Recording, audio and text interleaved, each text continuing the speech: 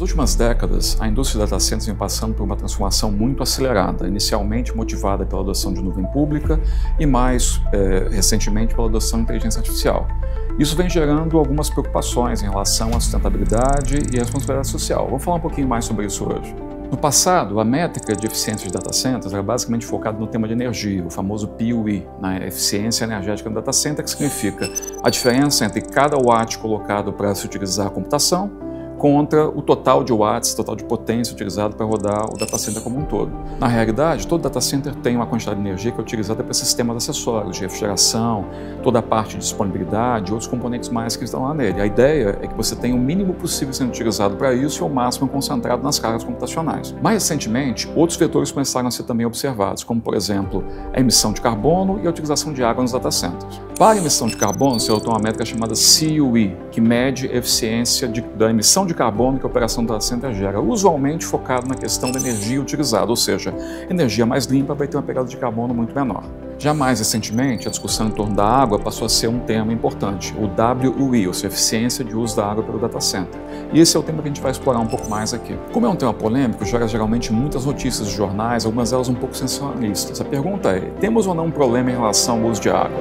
A resposta é simples, não temos um problema. Não quer dizer que os data centers não usem água, eles usam sim, mas dependendo do tipo de solução utilizada, você pode ter ou não algum tipo de desafio em relação à quantidade de água utilizada. Por exemplo, soluções de refrigeração baseadas em torres de resfriamento ou em resfriamento adiabático usualmente usam a evaporação da água para conseguir reduzir a quantidade de energia utilizada para refrigerar o ambiente. E é especificamente esse tipo de solução que gera essa preocupação no mercado, porque a evaporação acaba sendo um volume significativo ao longo da operação do data center de vários anos. E a preocupação vem da utilização dessas tecnologias juntamente com a escala cada vez maior dos data centers que estão aparecendo, particularmente focados na parte de inteligência artificial. Entretanto, existem muitas alternativas que não são usualmente comentadas, como por exemplo, circuitos de refrigeração que usam água sim, mas sem o processo evaporativo. Além disso, existem também outras alternativas que podem ser utilizadas mesmo para sistemas evaporativos que permitem uma redução significativa no uso de água, como por exemplo, sistemas inteligentes que vão dosar exatamente a quantidade necessária para a refrigeração, o uso de água reciclada e o reuso de água industrial.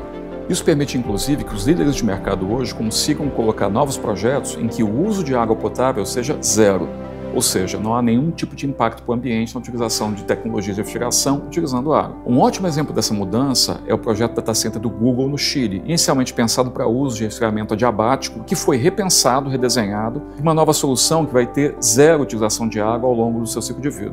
Isso mostra claramente o seguinte: existem caminhos sim para se conciliar o progresso com responsabilidade ambiental e a necessidade da sociedade local. Basta que se tenha o objetivo de fazer isso acontecer. Com tudo isso, uma coisa é certa: a água não será um ofensor para o crescimento do setor nos próximos anos.